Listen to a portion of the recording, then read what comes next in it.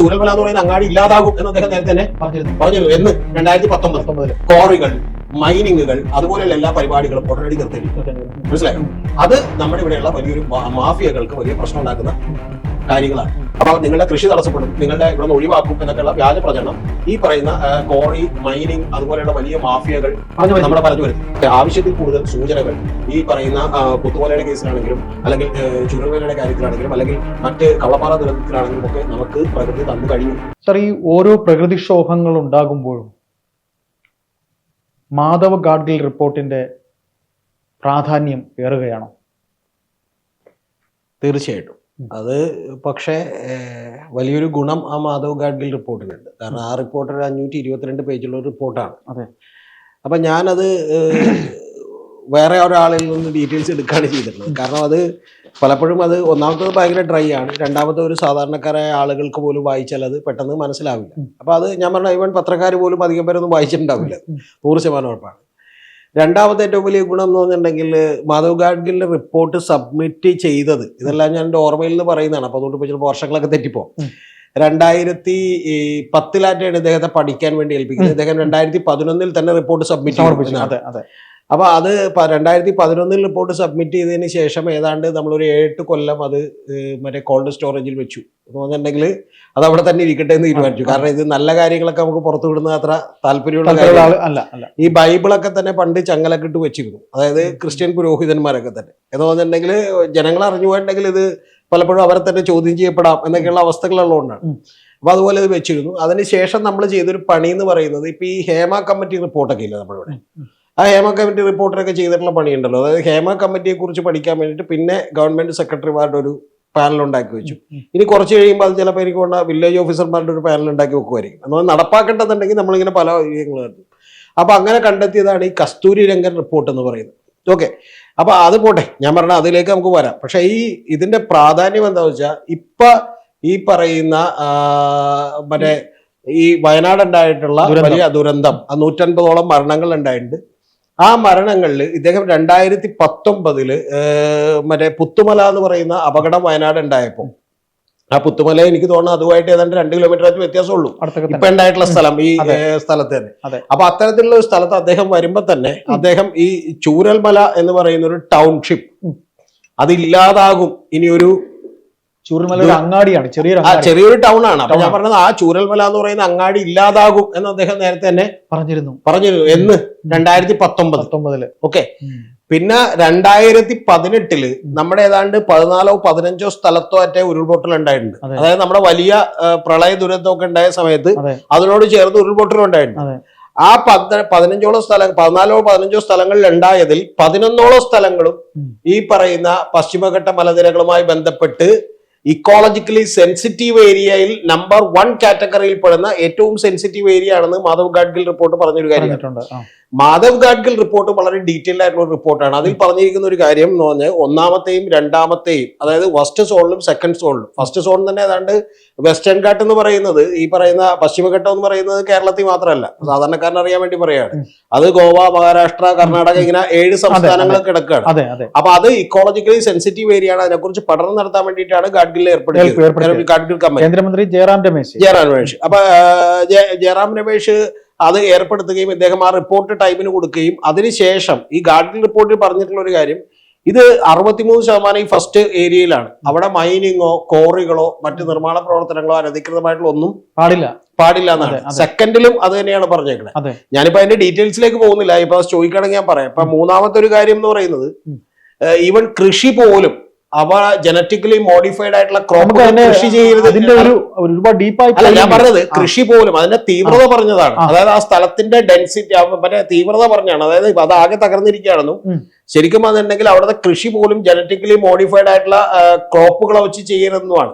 ഞാൻ പറഞ്ഞ ഒരു കൃഷിയും ചെയ്യാൻ പാടില്ല. രണ്ടാമത്തത് യൂക്കാലിപ്സ് പോലെയുള്ള മരങ്ങൾ അവിടെ ഒരു കാരണവശാലും കൃഷി ചെയ്യരുതെന്ന് പറഞ്ഞിട്ടുണ്ട്. മരങ്ങളൊക്കെ. അപ്പൊ ഇത് അത്രമാത്രം സംഭവങ്ങൾ ഉണ്ടായുള്ള ഈ കൃഷി, അഥവാ അങ്ങനെ കൃഷികളുണ്ടെങ്കിൽ, മറ്റ് വ്യവസായ സ്ഥാപനങ്ങളുണ്ടെങ്കിൽ അത് 5 കൊല്ലം കൊണ്ട് മാറ്റണം എന്നൊക്കെ പറഞ്ഞിട്ടുണ്ട്. അപ്പൊ നമ്മളെ സംബന്ധിച്ചിടത്തോളം ഇതിൽ പറ്റിയൊരു കുഴപ്പം എന്താണെന്ന് വെച്ചിട്ടുണ്ടെങ്കിൽ, ഒന്ന് ഗാഡ്ഗിൽ കമ്മിറ്റി റിപ്പോർട്ട് വളരെ കൃത്യമായി ഇത് നടപ്പിലാക്കുമെന്നൊന്നും നമ്മൾ വിചാരിക്കുന്നില്ല. കാരണം കേന്ദ്ര ഗവൺമെന്റ് തന്നെ അതെടുത്ത് ഭരണത്ത് വെച്ചിരിക്കുകയായിരുന്നു കുറെ നാൾ. അതിനുശേഷമാണ് അതിനെക്കുറിച്ച് പഠിക്കാൻ വേണ്ടി 2013 തോന്നുന്നു കസ്തൂരി രംഗൻ എന്ന് പറയുന്ന ഒരു ഈ റിപ്പോർട്ട് ഇരിക്കവേ. കാരണം അതിൽ പറഞ്ഞൊരു കാര്യം എന്ന് പറഞ്ഞാൽ, ഇദ്ദേഹം ഏതാണ്ട് നമ്മുടെ ഈ പറയുന്ന മലമ്പുഴ ഡാമിനടുത്തൊക്കെ വന്നിട്ട് പോയി, വേറെ എങ്ങും വന്ന് പഠിച്ചില്ല. പകരം ശാസ്ത്രജ്ഞന്മാരുടെ കയ്യിൽ നിന്നുള്ള റിപ്പോർട്ടുകൾ അടിസ്ഥാനമാക്കിയാണ് ഈ ഗാഡ്ഗിൽ കമ്മിറ്റി റിപ്പോർട്ട് ഉണ്ടായതെന്നാണ്. പക്ഷെ ഗാഡ്ഗിൽ കമ്മിറ്റി റിപ്പോർട്ട് വളരെ കൃത്യമായി പഠിച്ച് ഇക്കോളജിക്കലി സെൻസിറ്റീവ് ഏരിയകളെ കുറിച്ച് പഠിക്കാനുള്ള ഒരു എക്സ്പേർട്ട് കമ്മിറ്റിയാണ് അത് പഠിച്ചിരുന്നു. പിന്നെ ഇതിൽ നടപ്പാക്കാതെ പോയത് എന്തുകൊണ്ടാണെന്ന് അറിയാം. അതാണ് ഇതിന്റെ ഏറ്റവും വലിയ. കസ്തൂരി രംഗൻ റിപ്പോർട്ടും ഏതാണ്ട് ഇതുപോലെ തന്നെ ആയിരുന്നു. കസ്തൂരി രംഗൻ റിപ്പോർട്ട് കുറച്ചും കൂടി വെള്ളം ചേർത്ത്. കസ്തൂരി രംഗൻ റിപ്പോർട്ട് ശരിക്കും ഇത് മയപ്പെടുത്താൻ വേണ്ടി ഉണ്ടാക്കിയ ഒരു കമ്മിറ്റിയാണ്. മനസ്സിലായോ? ഇപ്പൊ നേരത്തെ മറ്റേ ഹേമ കമ്മിറ്റി പറഞ്ഞ പോലെ നടപ്പിലാക്കാതിരിക്കാൻ വേണ്ടിയിട്ടാണ് വേറൊരു എന്ത് ചെയ്യുന്നത്. അവരെക്കാൾ ചെറിയ, അതായത് ജസ്റ്റിസ് ഹേമയേക്കാൾ ചെറിയ ആളുകൾ വെക്കുന്നത് ജനത്തിന് മനസ്സിലാൻ വേണ്ടിയാ പറയുന്നത്. ഇനി കുറച്ച് കഴിയുമ്പോൾ പറയാണ് എല്ലാ പഞ്ചായത്ത് മെമ്പർമാരും കൂടി ഒരു കമ്മിറ്റി വെച്ചിട്ടുണ്ടെങ്കിൽ അങ്ങനെ പതുക്കെ കമ്മിറ്റി വെച്ചുകൊണ്ട് ഇത് നീട്ടിക്കൊണ്ടു പോകാന്നുള്ളതാണ്. കസ്തൂരി രംഗൻ റിപ്പോർട്ടിൽ കുറച്ചുകൂടി ഞാൻ പറയണത് കുറച്ചുകൂടി ഒരു വിട്ടുവീഴ്ചകൾ ചെയ്തുകൊണ്ടുള്ള റിപ്പോർട്ടായിരുന്നു. ഗാഡ്ഗിൽ റിപ്പോർട്ട് നടപ്പിൽ വരുത്താൻ തീരുമാനിച്ചാലുള്ള പ്രശ്നം എന്താണെന്ന് വെച്ചാൽ, അവിടെയാണ് ഇതിന്റെ നടപ്പാക്കാതെ പോയതിന്റെ കാര്യം. ആ നടപ്പാക്കാൻ തീരുമാനിച്ചാലുള്ള കാര്യം, ഇപ്പൊ ഒരു ക്വാറികൾ, മൈനിങ്ങുകൾ, അതുപോലെയുള്ള എല്ലാ പരിപാടികളും ഉടനടി നിർത്തേണ്ടി വരും. മനസ്സിലായോ? അത് നമ്മുടെ ഇവിടെയുള്ള വലിയൊരു മാഫിയകൾക്ക് വലിയ പ്രശ്നം ഉണ്ടാക്കുന്ന കാര്യങ്ങളാണ്. മനസ്സിലായോ? പുതിയ നിർമ്മാണ പ്രവർത്തനങ്ങൾ അനുവദിക്കാൻ പറ്റില്ല പല സ്ഥലങ്ങളിൽ. പക്ഷെ ഇതിന് പകരം അഥവാ ഇതിൽ കുറെ ശരിക്കും ജനത്തെ ഒന്ന് ഒഴിപ്പിക്കണം എന്നുള്ളത് അവിടെ സോൺതിരിക്കലാണ്. അപ്പൊ ആ സോണുകളിൽ നിന്ന് നിങ്ങളെല്ലാവരെയും ഇറക്കി വിടും എന്ന് പറയുന്ന ഒരു വ്യാജ പ്രചാരണം പറഞ്ഞിട്ടില്ല. കാരണം അത് മാത്രമല്ല, അതിൽ പറഞ്ഞിട്ടുള്ള കാര്യം ഗാഡ്ഗിൽ പറഞ്ഞിട്ടുള്ളത്, ഇത് നിങ്ങൾ ഒറ്റടിക്ക് ഇതെല്ലാം കൂടി നടപ്പാക്കണം എന്നല്ല പറഞ്ഞത്. നിങ്ങൾ ജനപ്രതിനിധികളുടെയും ആളുകളുടെയൊക്കെ യോഗം വിളിക്കുകയും അവരിൽ അതിനുശേഷം മാത്രമേ ഇത് നടപ്പാക്കുന്നതിനെ കുറിച്ച് ആലോചിക്കാവൂ. അപ്പൊ അതൊക്കെ പറഞ്ഞിട്ടുണ്ടെങ്കിൽ പോലും ഈ ഒരു റിപ്പോർട്ട് വരുന്നു. ഈ റിപ്പോർട്ട് എത്രമാത്രം മാഫിയകൾ ശക്തരാണ് നമ്മൾ മനസ്സിലാക്കണം. അതായത് കേരളം മുഴുവൻ, കർണാടക മുതൽ ഗോവ വരെയുള്ള സംസ്ഥാനങ്ങളെ ബാധിക്കുന്ന, മഹാരാഷ്ട്ര അടക്കമുള്ള സംസ്ഥാനങ്ങളെ ബാധിക്കുന്ന ഒരു റിപ്പോർട്ട് വളരെ കൃത്യമായത് കുറെ നാൾ വേണ്ടെന്ന് വെക്കുന്നു. അടുത്തൊരു കമ്മിറ്റി വരുന്നു. ആ കമ്മിറ്റി വന്നതിന് ശേഷം കേരളം അടക്കമുള്ള സ്ഥലങ്ങളിൽ വലിയ പ്രചാരണം നടക്കുന്നു. കാരണം കുടിയേറ്റ കർഷകരെ മുഴുവൻ ഒഴിവാക്കുമെന്നാണ് ഇതിന്റെ അടുത്ത പ്രശ്നം. ഈ കുടിയേറ്റ കർഷകരെന്ന് പറഞ്ഞിട്ടുണ്ടെങ്കിൽ, ഒന്നാമത്തെ ഒരു നാട്ടിൽ നിന്ന് വളരെ ബുദ്ധിമുട്ട് സഹിച്ച് അവർ വേറൊരു സ്ഥലത്ത് പോയി മലയൊക്കെ വെട്ടിപ്പിടിച്ച് കൃഷി ചെയ്യാൻ തുടങ്ങിയവരാണ്.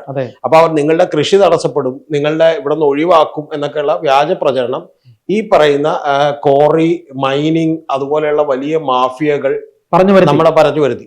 ഈ പറഞ്ഞു വരുത്തുന്നവരുടെ ഭാഗത്ത് നിന്ന് ഞാൻ ഇന്നലെ പറഞ്ഞതുപോലെ തന്നെ കുറച്ച് ചിക്കിളി മേടിച്ചുകൊണ്ട്, നമുക്ക് എല്ലാവർക്കും ചിക്കിളി ഇഷ്ടമാണല്ലോ, നമ്മുടെ രാഷ്ട്രീയക്കാർക്ക് ഇഷ്ടമാണ്. അപ്പൊ അങ്ങനെ മേടിച്ചതുകൊണ്ട് രാഷ്ട്രീയക്കാരൊക്കെ പതുക്കെ എല്ലാ രാഷ്ട്രീയ പാർട്ടികളും അവരുടെ ഒപ്പം കൂടി നിന്നു.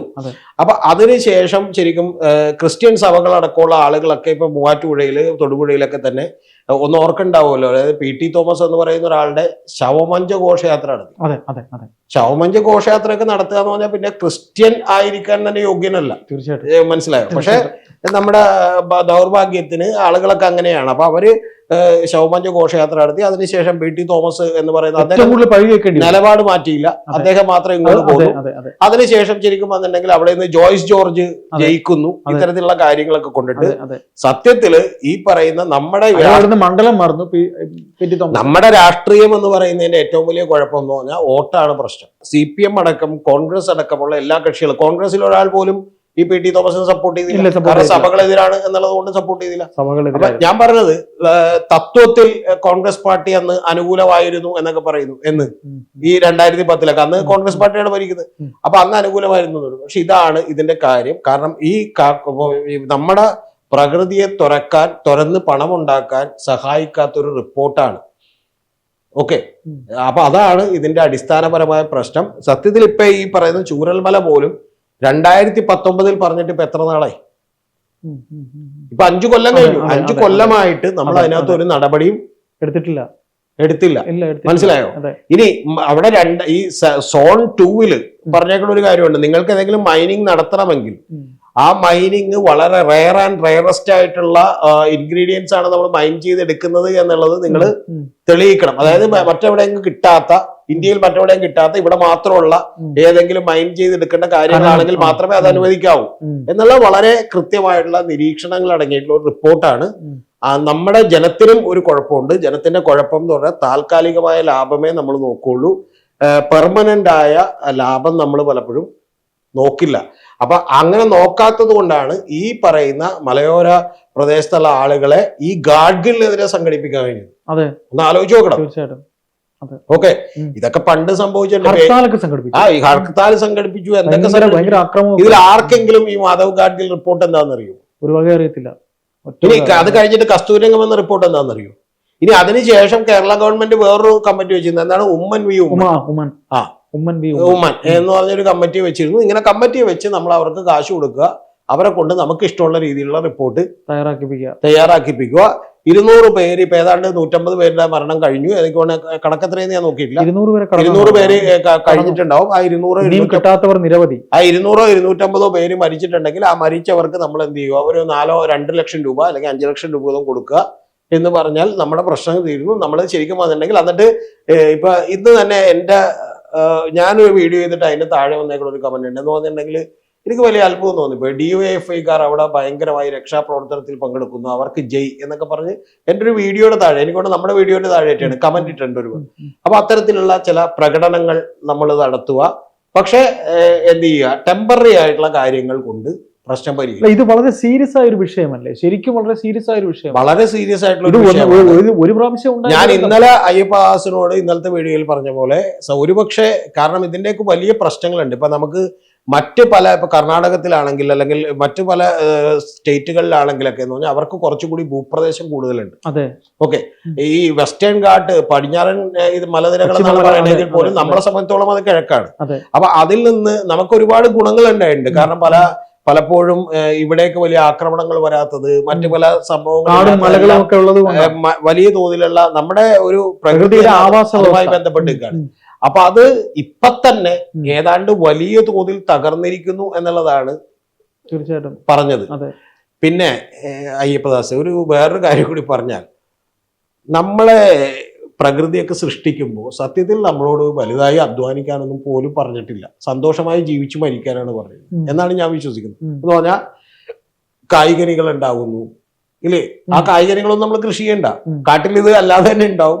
നമ്മൾ അത് ഭക്ഷിച്ച് കഴിക്കുക, നമ്മൾ ആവശ്യമുള്ളത്രയും കഴിക്കുക, ബാക്കിയുള്ളത് അവിടെ തന്നെ വീണ് അടുത്ത മരങ്ങൾ എന്ത് ചെയ്തു വന്നോളും. അങ്ങനെയാണ് വനം ഉണ്ടായിട്ടുള്ളത്. വനം ആരെങ്കിലും നട്ടുപിടിപ്പിച്ചതല്ലല്ലോ. അപ്പൊ അങ്ങനെ ഉണ്ടാവുക. നമ്മൾ കുറെ കൂടി സ്വസ്ഥമായിട്ട് സമാധാനമായിട്ട് നമ്മൾ ജീവിക്കുക. ഇനി മാംസാഹാരം കഴിക്കണമെങ്കിൽ മാത്രം നമ്മൾ എരതേടേണ്ട ആവശ്യം ഉള്ളൂ. അപ്പൊ അത്തരത്തിലുള്ള ബേസിക്കലി ഉള്ള ഒരു കാര്യങ്ങൾ ചെയ്ത് മാത്രം ജീവിച്ചു പോകേണ്ട നമ്മൾ ഡെവലപ്പ് ചെയ്താണ് നമ്മളിപ്പോ ഈ ലെവലിലേക്ക് ഒരുപാട്. ഇനി ഒരു കാര്യം കൂടി പറയാം. ലേ എന്ന് പറയുന്ന ഒരു നഗരമുണ്ട്.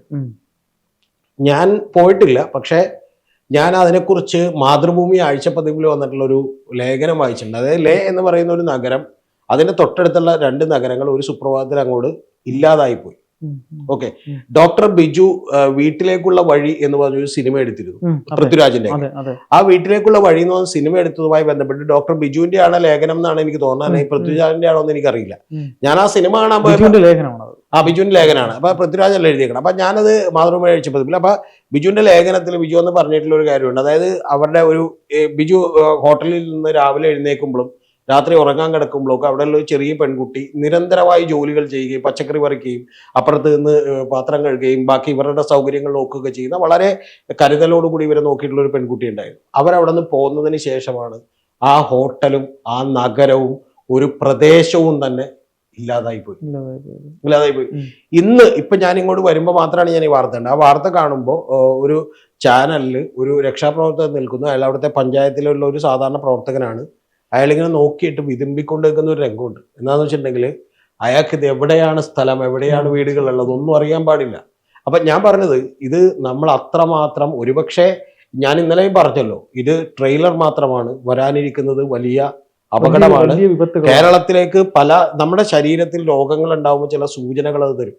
അതുപോലെ ആവശ്യത്തിൽ കൂടുതൽ സൂചനകൾ ഈ പറയുന്ന പുത്തുമലയുടെ കേസിലാണെങ്കിലും, അല്ലെങ്കിൽ ചുരൽമലയുടെ കാര്യത്തിലാണെങ്കിലും, അല്ലെങ്കിൽ മറ്റ് കവളപ്പാറ ദുരന്തത്തിലാണെങ്കിലും ഒക്കെ നമുക്ക് പ്രകൃതി തന്നു കഴിഞ്ഞു.